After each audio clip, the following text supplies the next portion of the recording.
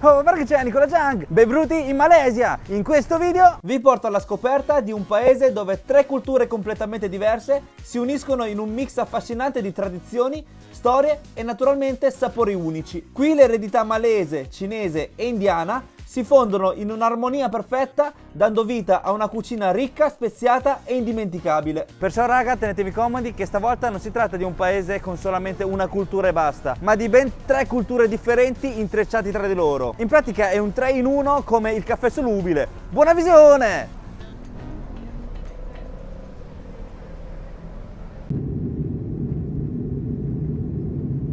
No, vabbè, siamo appena arrivati in Malesia, a Kuala Lumpur, e c'hanno le bevande di benvenuto gratis. No, vabbè. No, veramente raga, vi giuro che è la prima volta che vedo un servizio del genere. Stupendo. Buono. Dopo tutti i viaggi che abbiamo fatto, oggi per la prima volta nella mia vita mi hanno perso il bagaglio.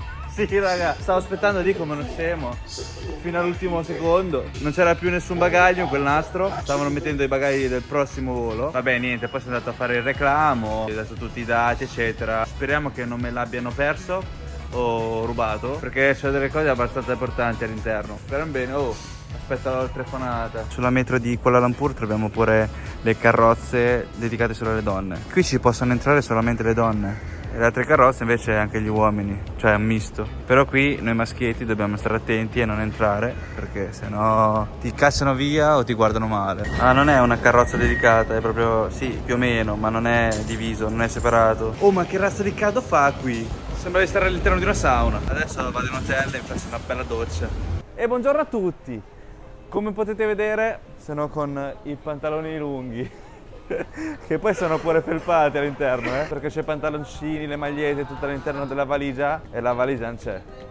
Adesso speriamo che entro oggi me lo consegnino qui nell'appartamento, perché c'è pure il rasoio all'interno della valigia e perciò non mi posso neppure fare la barba. Ma tutto ciò non mi può fermare, perché adesso vi porto a fare la colazione. E oh, benvenuti in Malesia. Esattamente siamo a Kuala Lumpur, cioè la capitale, e da 5 minuti che sono fuori e sono già appiccicaticcio, perché qui l'aria è molto umida, è un caldo afoso e nel meteo dà sempre pioggia tutti i giorni, però sta pioggia viene e va via subito. E come ben sapete i malesiani sono composti principalmente da tre etnie: l'etnia malese, l'etnia cinese e l'etnia indiana. In pratica un paese che ha tre culture diverse, e perciò sono venuto apposta qui per farvi vedere questo intreccio, cosa è venuto fuori. E per incominciare vi porto a fare la colazione. Guardate in che posto vi ho portati. Molto local, Noi mangeremo lì al Kamfat Restaurant. Che fame, c'è una fame assurda. E qui fanno solo e solamente la colazione, infatti come potete vedere apre dalle mattine alle 6 fino alle 2. E il menù è in cinese e in inglese. E da qui potete notare che è una colazione tipica dell'etnia cinese. Io li ammiro un bel po' i malesiani, perché ogni persona nasce con 6 lingue diverse, tipo tra dialetti, lingue ufficiali. Oh, guardate quanta roba c'è qui a colazione. Un botto di roba. Guardate che c'è una fame, che abbiamo un kaya butter toast, un half boiled egg, poi un Hainan tea coffee. E poi raga abbiamo pure il curry laksa per colazione. Che Yes. Satu kaya butter toast, satu roti banjir, satu Hainan tea coffee, ice, one coffee ice, curry laksa. Signature, okay, the noodles. Satu mie. Me, yeah. Ok, a posto. That's all? That's all. Thank you very much. Aspetta, come si dice thank you in malese? Aspettate. Terima kasih. Prima cassè. Le prime bibite malesiane. Qui le bevande le potete scegliere calde e fredde. Quelle fredde costano un pochino di più perché ci mettono il ghiaccio. Una cosa che in Thailandia o in Cina non lo trovate. Ma neanche in Italia mi sa. Il ghiaccio non te lo fanno pagare. Oh sì. Terima kasih. Ho imparato. Questo vuol dire grazie. Intanto proviamo queste bevande belle ghiacciate, perché fa un caldo oggi. Questo dovrebbe essere caffè. Mi ricorda molto la Thailandia. È un caffè strazuccherato. Penso sia un caffè solubile, stradolce e un po' amaro. E ora passiamo a questa bevanda qui che si chiama tè latte caffè hainanese. Hainan sarebbe una regione a sud della Cina e in realtà non esiste questa bevanda. E come in Italia il riso saltato lo si chiama riso alla cantonese e a Canton nessuno lo conosce. Dolce, un pochetto amaro, si sente molto il tè e anche il caffè e in più c'è la cremosità del latte. È una bevanda simile, anzi una bevanda identica la fanno pure a Hong Kong, che si chiama Yueyang e lo bevono a colazione e Yueyang appunto vuol dire miscuglio. Beh, abbiamo preso 3 cosette, alla fine non è neanche moltissimo, solo questo che sembra una porzione molto grande. Le altre 2 sono dei toast, dei semplici toast, molto sottili anche, e iniziamo da questo qui che pare un po' più leggero il gusto. E questo è un toast tostato con il kaya e il burro, e il kaya in pratica è una marmellata di cocco, uova e zucchero, a volte anche pandano. Poi al centro c'è il burro che si è sciolto e buon appetito.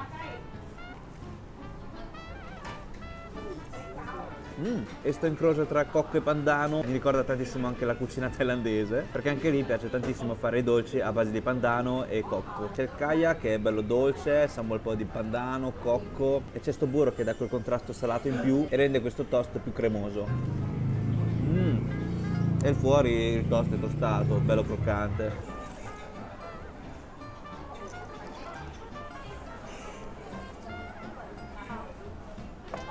Passiamo a quest'altro toast, stavolta invece è salato, come potete vedere. È un toast abbinato alla salsa al curry e un uovo mezzo crudo sopra. Perciò prima di tutto spacchiamo l'uovo. Guardate, è il mio momento preferito. C'è sto toast che è stato sempre tostato, perciò è croccante, ma è strafradicio. Vedete sto miscuglio? C'è il curry che è molto indiano, il toast molto occidentale e c'è l'uovo mezzo crudo che è molto asiatico.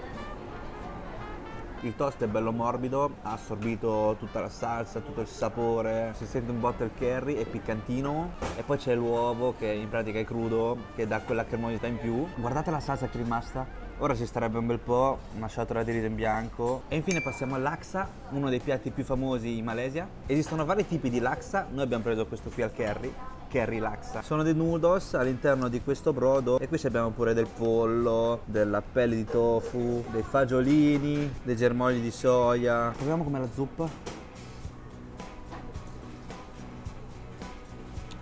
Stupendo, è una zuppa bella densa, bella cremosa, stragustosa, curriosa, piccantino. Sicuramente ci hanno messo anche del latte di cocco perché si sente anche la cremosità del latte di cocco. E il sapore mi ricorda tantissimo il khao soi, quel piatto thailandese tipico del nord. Il pollo tenerissimo, succoso, ha assorbito tutto il sapore del brodino. All'interno ci troviamo pure il tofu pao, che sarebbe il tofu fritto. Sono dei quadrati di tofu fritto che cosa servono? Servono per assorbire il brodo e mangiarlo.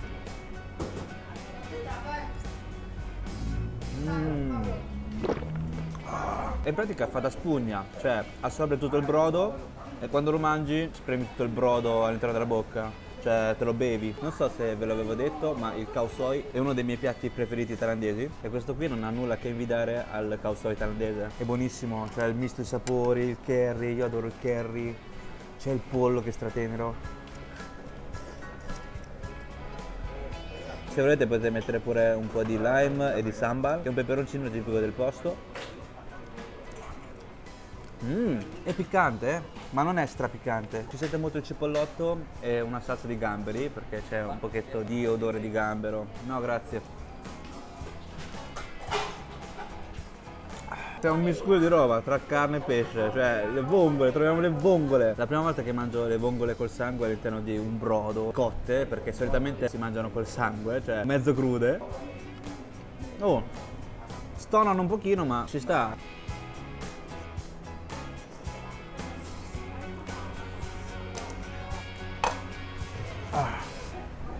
Che colazione, raga.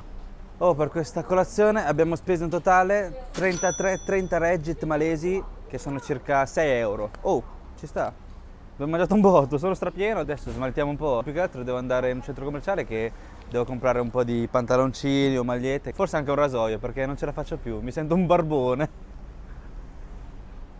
Aggiornamenti per il bagaglio perso. Allora, buonissime notizie, l'hanno ritrovato, era nell'aeroporto di Hong Kong e poi l'hanno fatto salire su un altro volo di oggi e mi hanno contattato su WhatsApp, mi hanno detto che fra un po' mi arriva. Aspetto nella lobby perché qui in Malesia sia il food delivery che i corrieri non te lo portano direttamente in camera o cosa, te lo portano nella lobby e le persone scendono giù per ritirarle da lì. Oh, mi è arrivato un messaggio, mi ha detto che è una Nissan nera. Eccolo. Yes, thank you. Wow, a lot of Baggage. Quante valigie? Oh. Yes. I think your signature, sir. Okay. So you sign it. Yes. Che bello, abbiamo ritrovato la nostra valigia. Avete visto? Era strapieno di valigie all'interno della macchina. Oh, ma che sensore è? Cioè, c'è il piumino, fa stracaldo e ci mettono pure il piumino. Qui ci sono 4 sensori e questo è l'unico strano che si chiama pure ascensore lift bomba. Fa paura sto nome. Infatti non l'ho mai preso, è la prima volta che entro in questo ascensore, ma fa caldissimo. Oh, ora sono strafelicissimo perché oltre ad aver trovato la valigia sana e salva, me l'hanno portata direttamente qui in appartamento. Per arrivare fino a qui abbiamo fatto 3-4 cambi tra metro e treno. Perciò sì, questa è una cosa molto positiva.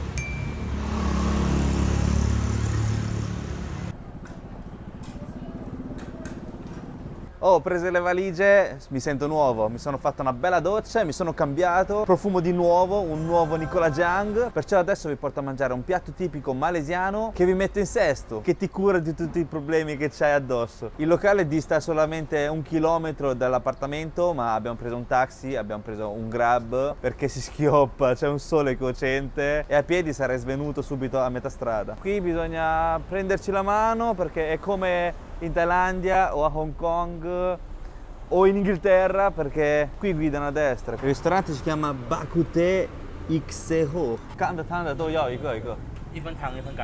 Uno dei piatti più famosi della Malesia è sicuramente il Bakute, che letteralmente in dialetto Hokkien, ovvero del Fujian, vuol dire tè di costolette. E in questo locale propongono anche la versione secca, che oltre a trovare gli stessi ingredienti di quello classico col brodo, ovvero erbe medicinali, costolette, carne e interiora di maiale, ci si aggiunge dell'aglio, dei fagiolini e la salsa di soia scura. Ed ecco arrivato il nostro Bakute, un piatto tipico della Malesia. Sicuramente se siete già stati in Singapore l'avrete già sentito perché anche lì è un piatto tipico. Deriva proprio dall'etnia cinese malesiana. Il costo ve lo dico dopo perché non lo so neanch'io. Qui in Malesia nei ristoranti è un casino perché nel menù vedi un prezzo, ma poi quando ti arriva il conto è un altro prezzo perché ci aggiungono le tasse. C'è una tassa del servizio del 6% e una tassa sempre del servizio che è del 10%. Non è chiara neanche per me sta cosa perché a volte in alcuni locali c'è solamente il 10%, in altri locali trovate sia il 10% che il 6%. E da bere abbiamo preso una bibita proprio locale che bevono tutti, lo trovate dappertutto qui in Malesia, che si chiama 100 Plus.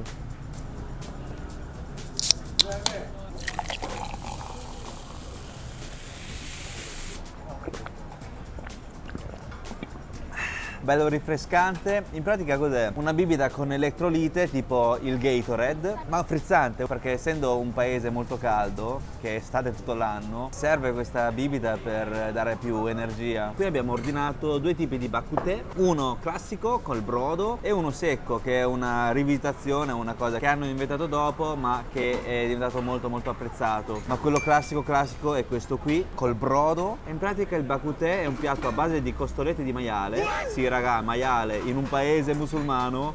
Qui abbiamo questo tipico piatto malesiano che è fatto col maiale. Infatti per adattarsi ci hanno fatto pure una versione halal dove usano carne halal. E questo brodo non è un semplice brodo, ma è un brodo cotto con delle erbe medicinali cinesi. Poi all'interno, oltre a trovare le costolette di maiale, troviamo anche delle interiore di maiale, del tofu fritto sopra, cavolo cinese, carne semplice. Proviamo il brodo. Buon appetito! Wow. È buonissima, è un brodo bello pulito, umami, un po' dolce e sa un bel po' di erbe medicinali cinesi, perciò una cosa strepitosa. La carne ha assorbito tutto il brodo, con i denti strizzi quel brodo all'interno della bocca che è dolce, sa di medicinali. Qui ci è andata un'altra ciotolina con del brodo, non so cosa sia.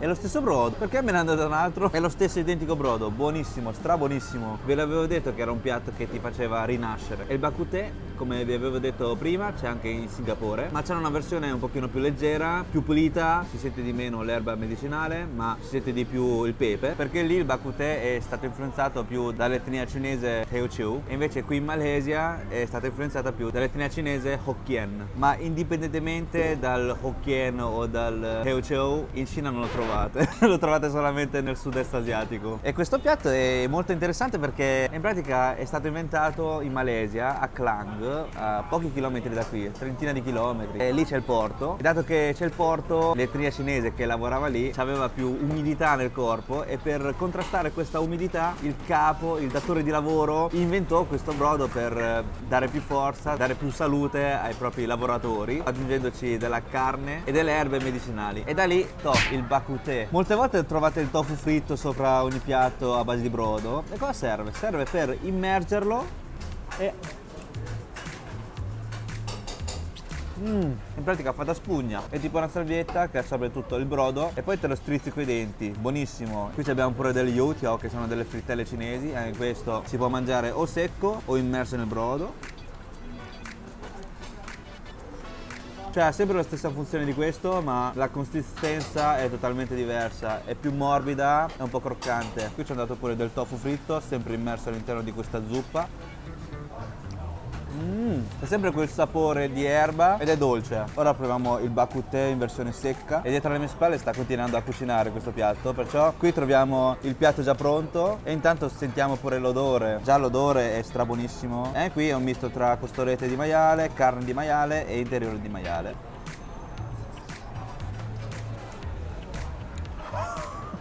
Buonissimo! Questa rivisitazione è stupenda. Questo per forza lo dovete abbinare al riso, perché sennò da solo diventa troppo forte come gusto. Infatti, oltre a percepire il sapore delle erbe medicinali cinesi, che è un pochetto amaro, è dolce, salato e piccante, perché qui abbiamo anche il peperoncino, abbiamo i fagiolini e l'aglio. Raga, l'aglio è straforte, si sente un botto l'aglio. Entrambi i modi sono buonissimi e sono due piatti totalmente differenti, anche se gli ingredienti principali sono gli stessi.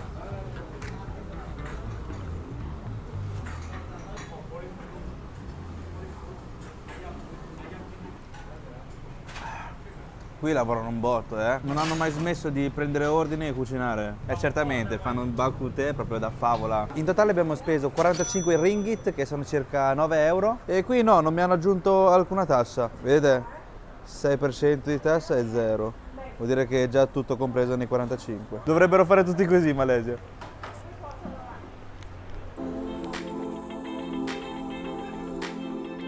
E subito dopo aver mangiato il bak kut teh abbiamo trovato questo locale bellissimo, e ho visto che qui fanno un dessert che dovete assolutamente mangiare se venite qui in Malesia. One sesame and one almond paste.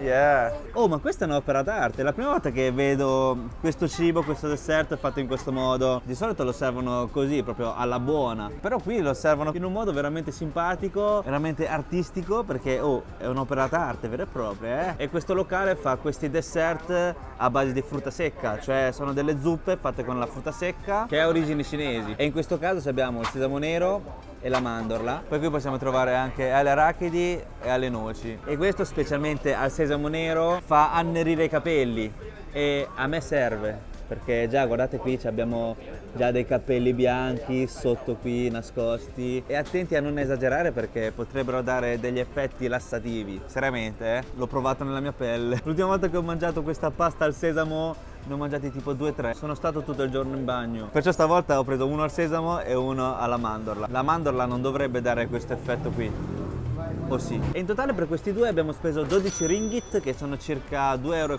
E cominciamo da questo al sesamo nero. Mi dispiace un po' rovinarlo, perché l'ha disegnato proprio benissimo. Mi dispiace ragazzi, ma lo devo fare. Iniziamo dall'occhio. Così è un po' inquietante. Buon appetito. Sesamo neroso un bel po', raga. È leggermente dolce, cremoso, molto liquido, e c'ha quel pizzico di amaro del sesamo nero. Guardate quanto è densa, sembra la cioccolata calda. E invece è il sesamo nero, che è molto molto più salutare della cioccolata. Ora passiamo a questo qui fatto con le mandorle, che è Hello Kitty. Se vi piacciono le mandorle, questo qui fa per voi. È una cremina molto molto densa che veramente sa un botto di mandorle. C'è proprio la mandorla tritata all'interno. E tra queste 4 paste, perché abbiamo scelto proprio al sesamo nero e alla mandorla? Perché il sesamo nero fa bene ai capelli, la mandorla fa bene alla pelle, sbianca la pelle. Dato che io sono bello scuro, mi serve un pochino di sbiancante. E poi gli altri due, gli arachidi, hanno tante calorie e a me non servono, ce n'è già troppa. E alle noci fa bene al cervello, cioè fa diventare più intelligenti. E a me non serve perché lo sono già di mio. Ecco, siamo sotto a quella torre, qualche chilometro più in là. E qui c'è un posto dove si mangia un riso consigliato nella guida Michelin. Solitamente si fa la fila, ma siamo venuti qui in un orario molto strano, non c'è nessuno, perciò ci sta un botto, perché io odio fare le file. Quello che stiamo vedendo ora è la preparazione del Pao Thai Fan, che qui in malese chiamano Wa Pao Chi Fan, o in inglese Clay Pot Chicken Rice, ovvero il vero riso alla cantonese. E no, non c'entra nulla con quello saltato che troviamo nei ristoranti cinesi in Italia. In pratica si mette del riso crudo in queste casseruole, una coscia di pollo e si mette sul fuoco. Poi ci versiamo dell'acqua e chiudiamo col coperchio. Sì, ma il riso non lo lavano prima. Boh, vabbè. Poi a sentimento, quando pensiamo che sia quasi cotto, apriamo il coperchio e ci mettiamo altri ingredienti crudi e chiudiamo. Voi non sapete quanto faccia caldo qui in mezzo e il fuoco è veramente alto. Non sono riuscito nemmeno a versare l'acqua sul riso. Che vergogna! Non schiera.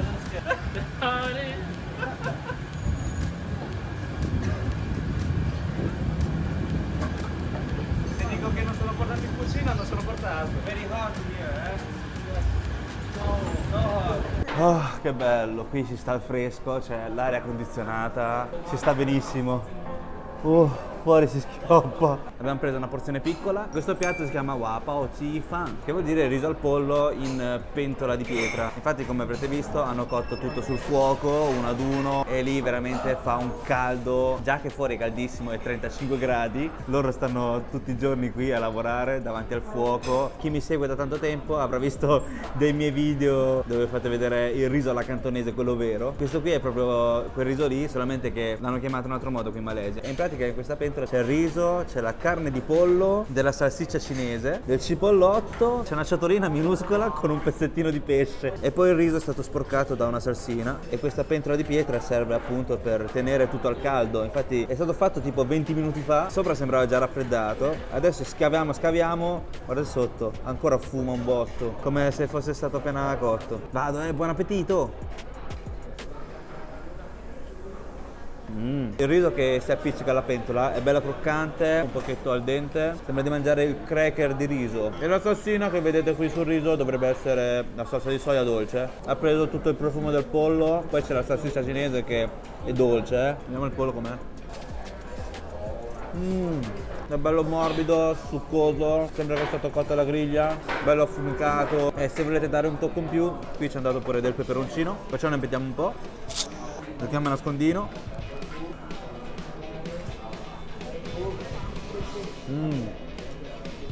Wow, c'ho la bocca in fiamme. Adesso sono curioso di mangiare questo pesce qui. È un pesce essiccato, è strasalato e sa un bel po' di pesce. Mia nonna ne andrebbe matta perché lei, le basta questo pezzettino di pesce essiccato e riesce a mangiare una ciotola di riso. C'è sto peperoncino che lo nascosta un po' troppo bene, perciò non posso neanche evitarlo. No, il riso al dente mi è entrato fra i denti. Che fastidio. Fortuna sono venuto prima. Noi stiamo quasi per finire e adesso sta arrivando tantissima gente. Vediamo quanto spendiamo con una porzione piccola e una lattina di tè al crisantemo. In totale abbiamo speso 20 ringgit, che sono circa 4 euro.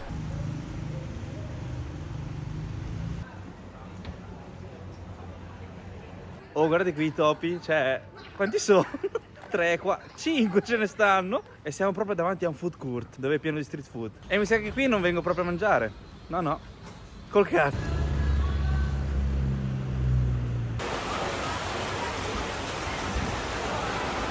Vista la pioggia, è arrivato di botto. E qui è normale, in Malesia è normalissimo. Infatti sul meteo vedrete sempre tutti i giorni pioggia. Però la pioggia viene e va via subito.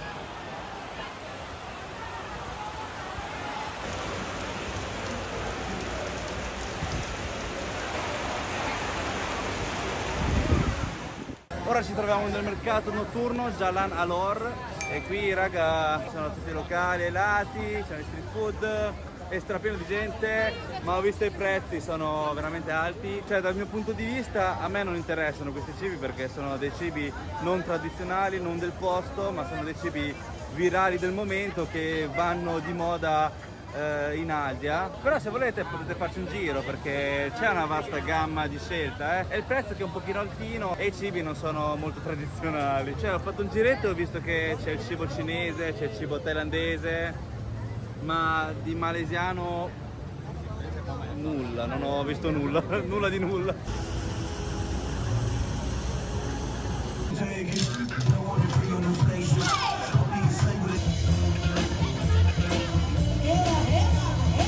Raga, pure in Malesia, a Kuala Lumpur c'è una specie di Shibuya. Cioè, oh, ma quale Shibuya? Qui siamo a Kuala Lumpur in Malesia.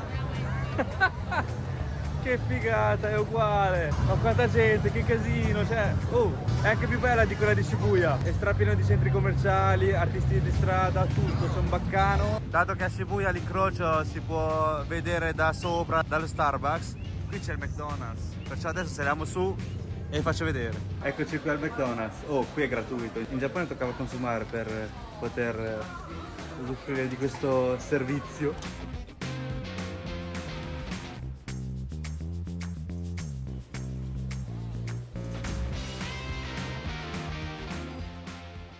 Adesso andiamo a mangiare dei noodles che si chiamano Hokkien Mee. Non so se ve lo ricordate, ma l'abbiamo mangiato pure a Phuket. Il nome è uguale, anche l'origine, nel senso che è uno spaghetto del Fujian, ma ogni paese cambia. Qui in Malesia, raga, il verde non c'è mai per i pedoni, È rosso da mezz'ora, ma forse è fatto apposta, così possono fare la multa a chi attraversa col rosso se lo beccano. Hanno già attraversato 2 gregge col rosso, al terzo mi metto pure io.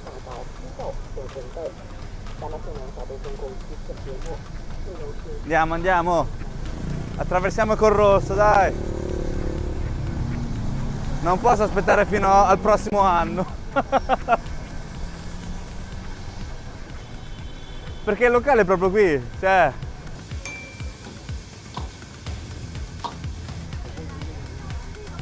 Ed eccolo qui, raga. Hokkien Mee. 25 costa. È molto, 你好，一份中份的 Hokkien Mee。啊，在这里吃。啊。一份 M 中的啊，好，谢谢。Gli Hokkien Mee o spaghetti del Fujian sono un piatto creato dai primi immigrati cinesi nel sud-est asiatico, provenienti proprio dal Fujian, una regione situata nel sud-est della Cina. Piatti con lo stesso nome si possono trovare anche in Indonesia, Thailandia e Singapore, ma si tratta di preparazioni del tutto diverse tra loro. Pensate che solo in Malesia esistono 2 versioni, quella di Penang e quella di Kuala Lumpur. E oggi mangiamo quella di Kuala Lumpur.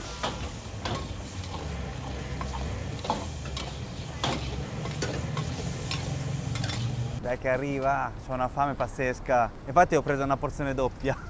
Una M e la porzione doppia. E qui, oh bello, grazie. Thank you. Eccolo pronto il nostro Hokkien Mee. Oh. In totale abbiamo speso 29 ringgit, che sono circa 7,30 €. E vi voglio ricordare una cosa, che qui in Malesia se venite in posti come questo, cioè con tanti stand sparsi, in pratica tutti questi stand hanno in comune questi tavoli, hanno in comune questi posti, e noi tipo i noodles li abbiamo presi da lì, abbiamo pagato lì, e poi la bibita l'abbiamo pagato in un altro posto che è qui attaccato, e perciò sono separati, condividono solamente questi posti a sedere. Abbiamo preso una porzione media che in pratica è per 2, è stragigante. E poi ho preso una limonata qui vicino perché c'è una gran sete. Limonata lime. Questo è stradolce, però è buono, molto rinfrescante. È tutto un altro piatto rispetto al Hokkien Mee che troviamo a Phuket in Thailandia. Quello lì era col brodo, era un po' dolce. Qui invece troviamo questo Hokkien Mee che è asciutto, molto più scuro. I noodles sono diventati neri perché sono stati saltati con la salsa di soia scura, che in cinese chiamiamo il lao shou. Perché esistono 2 tipi di salsa di soia, c'è il senchou e il lao shou. Il senchou è quello che conosciamo tutti, è un pochino più chiaro, leggero. E invece il lao shou è molto più forte, scuro, e serve proprio per colorare i cibi, per renderli più scuri. Buon appetito!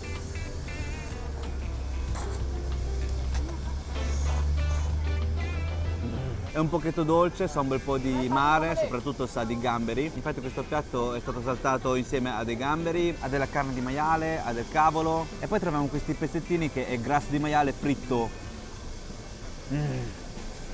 Strabuonissimi. Cioè è molto grasso, molto olioso, però non si può dire che non è gustoso. Da 10 punti in più a questi spaghetti. I noodle sono un pochetto elastici, belli scivolosi. Si sente anche tantissimo la salsa di soia scura che è un pochetto più forte, che va sull'amarognolo. L'unica cosa negativa di mangiare in questi posti ai lati della strada è che ogni tanto si può sentire l'odore di fogna. Capito che contrasto? Si può resistere. L'importante è che i piatti sono gustosi. Poi troviamo pure le polpette di pesce che danno quel sapore di mare in più. La carne che è un pochetto dolce, bella tenera. Stupendo. E poi da non sottovalutare il cavolo, cioè c'è sto cavolo che è bello verduroso, croccante, un pochetto dolce. Una combinazione di ingredienti che stanno insieme perfettamente. E qui non poteva mancare il sambal, la salsa piccante tipica del posto. Guardate. Bello. Dai. Mettiamolo un po' qui. Il piccante sui noodles ci sta sempre bene. Andiamo al prossimo cibo.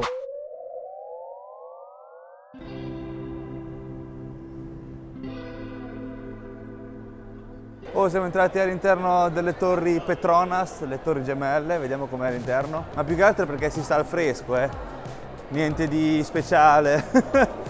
All'interno c'è il condizionatore a palla, ci sono tutti i brand di lusso tipo Ferragamo, Gucci, Prada, Boss. Ci sono tutte le decorazioni per il Capodanno cinese. Non so se l'avevo detto, ma qui in Malesia si sente di più questa atmosfera di Capodanno cinese, a differenza della Cina stessa, perché l'etnia cinese si fa sentire. Ci tengono molto alla tradizione, no? Alle origini. Perciò sì, la Malesia è un paese molto particolare, con un intreccio di varie culture. Preciso un attimo, non sono all'interno delle torri, ma in mezzo, cioè ci sono le due torri, no? Le torri gemelle. Poi in mezzo c'è questo edificio che è un centro commerciale vero e proprio che si chiama KLCC. E l'altro lato delle torri, guardate che figata. Chissà com'è di notte qui, con tutte le luci accese dei grattacieli. Wow! E poi guarda che fontana che c'è, una fontana stra mega gigante. Sti semafori tocca aspettare tipo mezz'ora. E poi con sto caldo mi è venuta una gran fame, perciò adesso vi porto a mangiare. Si schioppa, sul serio, si schioppa.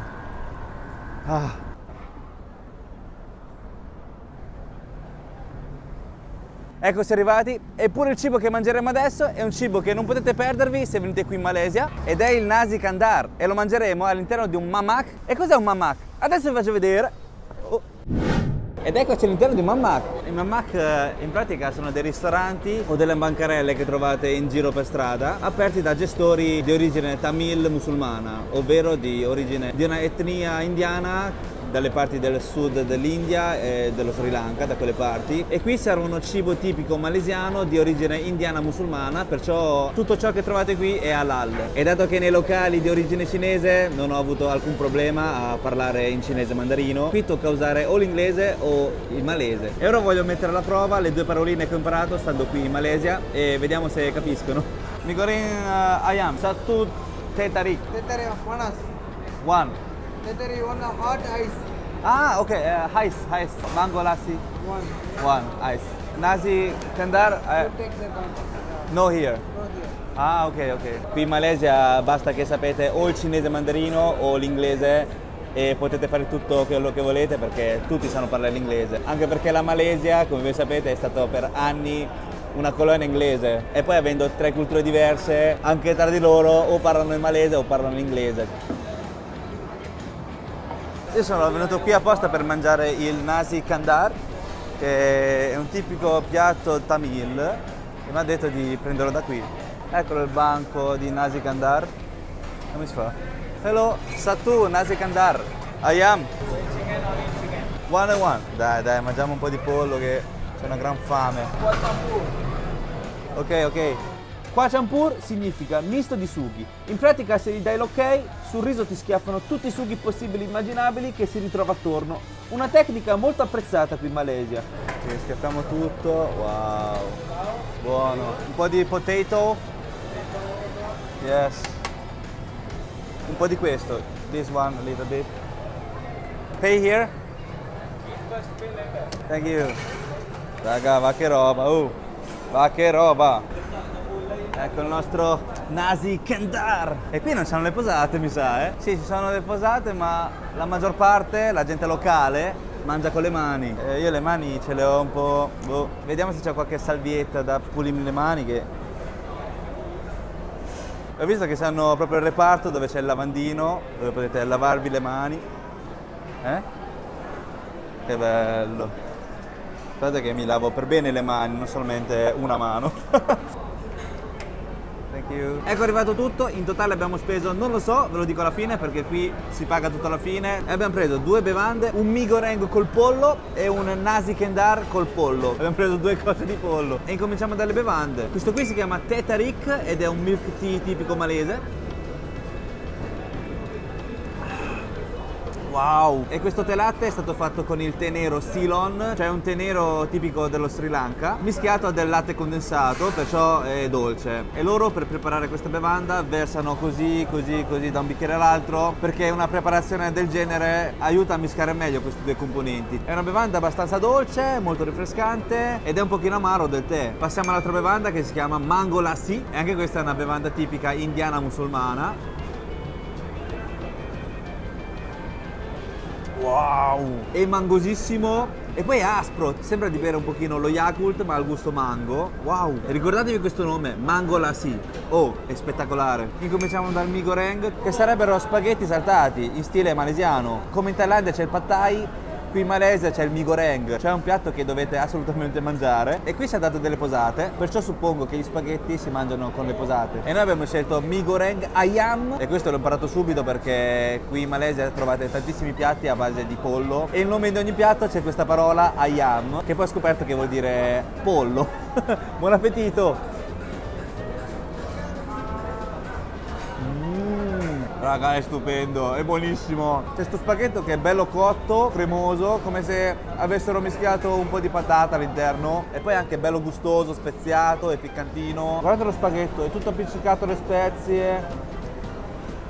Gli spaghetti non sono lunghi, sono tipo stati accorciati, tagliati. Non sono lunghi come i noodles o gli spaghetti italiani. Ci abbiamo pure gli uti, oh, è incredibile. Vediamo il pollo com'è. La carne all'inizio credevo fosse molto secca, invece è bella tenera, succosa e c'è il condimento che è stupendo. E il pollo prima di essere condito è stato fritto, perciò è bello croccante fuori. È un misto di condimenti che non riesco proprio a capire che condimenti ci sono all'interno.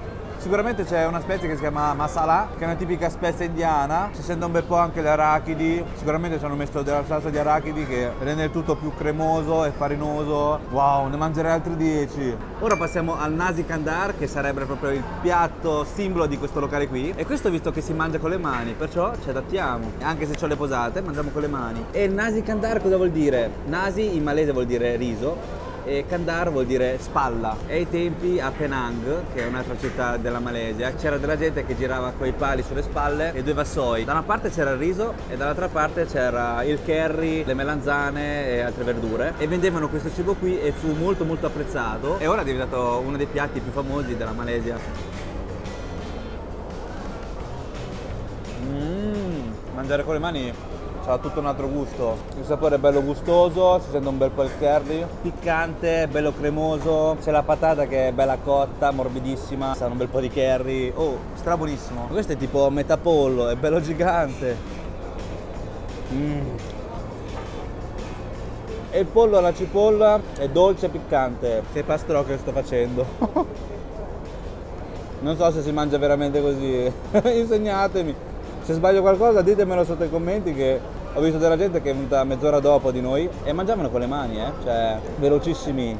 E poi sono andati via con le mani pulite. Io, non so, come fanno? Tocca leccarsi le dita alla fine o si va direttamente al lavandino, così lavi subito le mani. E in totale abbiamo speso 47 ringgit, che sono circa 9,40 €. Oh, ci sta come prezzo, Continuiamo il nostro giro.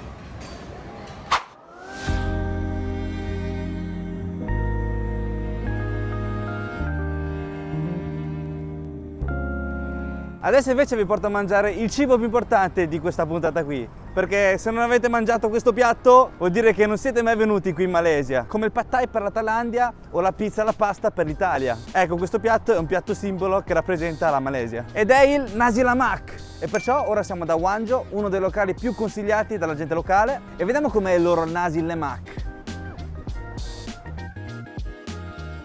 Satu nasi lemak, satu ayam.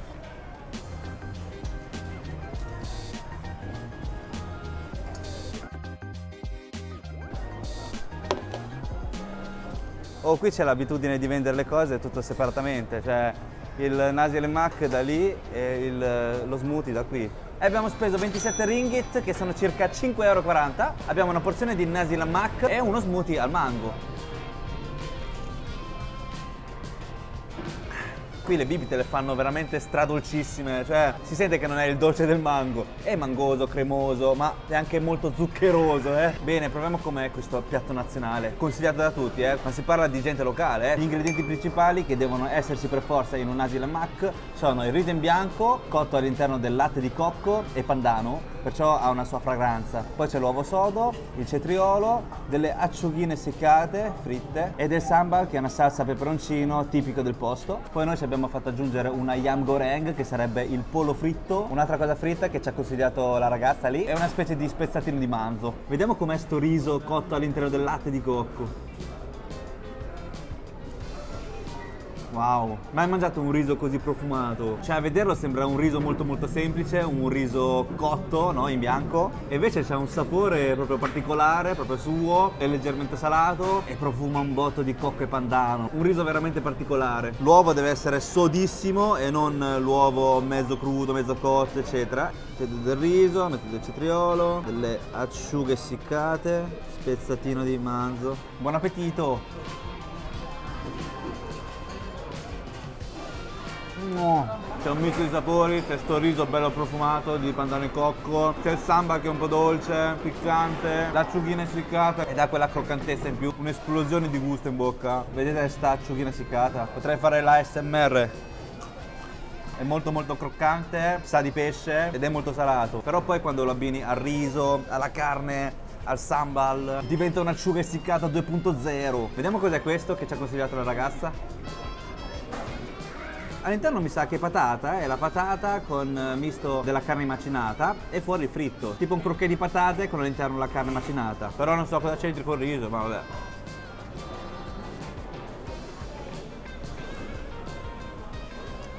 Il pollo, devo dire la verità, qui lo fanno abbastanza secco.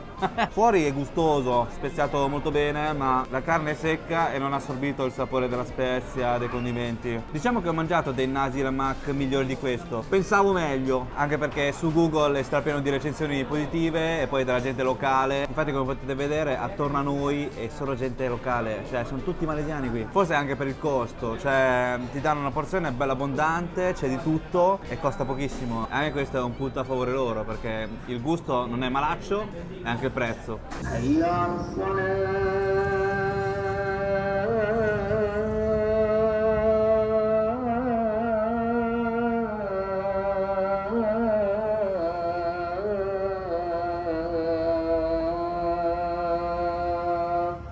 Guarda che bello, attorno a noi è pieno di grattacieli, abbiamo pure le torri Patronas e noi stiamo camminando all'interno di una zona delle viuzze. È qui che riuscite a vivere l'atmosfera reale della Malesia, non sui grattacieli, anche se i grattacieli sono belli, però io quando viaggio in giro per il mondo voglio vedere proprio i posti locali, proprio i posti tipici e non i grattacieli che sono uguali dappertutto. Vedete questo negozietto qui che vende le robe della Remli? Intanto vi faccio vedere questo negozio perché c'entrerà qualcosa con il prossimo cibo che andremo a mangiare adesso. Io c'ho già l'acquolina in bocca, veramente. Andiamo.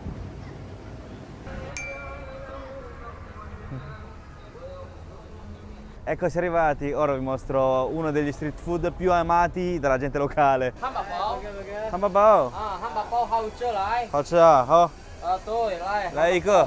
Giàu euro, giàu chi. Euro, chiro, euro. Euro. Yes. 两个。 一个，谢谢。哎， Giàu đần. 蛋都要。 谢谢。Cheers, yo. E cosa c'entra il negozio di prima con questo street food? Innanzitutto il nome di questo panino è Ramly Burger. Poi dopo vi spiego il collegamento. Intanto godiamoci la preparazione di questo burger. Allora, mettiamo a cuocere sulla piastra una fetta di hamburger di manzo. Ora che è cotto, lo immergiamo all'interno di sta pentola strapiena di salsa. Tostiamo entrambi i lati i paninozzi. Prendiamo un uovo e lo spalmiamo sulla piastra. Un po' di pepe. Un po' di salsa, ripeschiamo l'hamburger di manzo che stava immerso nella salsa e lo mettiamo sull'uovo, poi ci mettiamo una fetta di cheddar e avvolgiamo il tutto all'interno dell'uovo come se fosse una crepe. Da quest'altra parte, nel panino che abbiamo tostato prima, ci mettiamo un po' di verdura, cipolla e un goccio di ketchup, ci schiaffiamo la crepe di hamburger, un goccino di maionese, dai metticene un altro po' che ma me sono de pesre. Continuiamo con dell'altra verdura tagliata julienne e per finire un altro po' di salsina e chiudiamo. Raga, quanti mesi devo correre per smaltire tutto questo? Eccolo pronto il nostro Ramly Burger, adesso lo faccio vedere. In totale abbiamo speso 8 ringgit e 50 che sono circa 1,70 euro. Wow, questo qui è perfetto per uno spuntino di mezzanotte, anche perché questi stand chiudono verso notte tardi, verso l'una o anche addirittura alle 3. E cosa vi ricorda questo logo qui?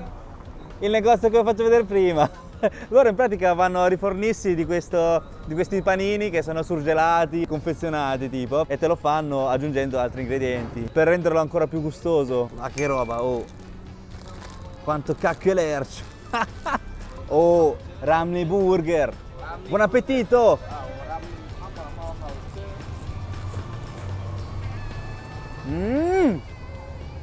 Il lazzette! È veramente cremoso, gustosissimo. C'è un'esplosione di gusto. Come avete visto è strapieno di salse. Poi si sente un bel po' l'uovo, è manzosissimo e non sembra proprio un panino confezionato, sembra un hamburger che compri al fast food, ma anche più gustoso. Cioè con 1,70 euro ti fai un paninozzo così strafarcito, strasalsato, straverdurato, perché è anche strapieno di verdura, c'è la lattuga, il cetriolo, c'è il tuorlo che è ancora un po' crudo. Perciò è come se mi avessero messo un altro strato di salsa oltre a tutte le salse che mi ci hanno scaffato. C'è il ketchup, la maionese, il cheddar, è stracremosissimo, sul serio. Ecco perché un hamburger confezionato è diventato uno degli street food più amati in Malesia. Straordinario, raga. Ne mangerei altri 10, ma non posso perché sono a dieta.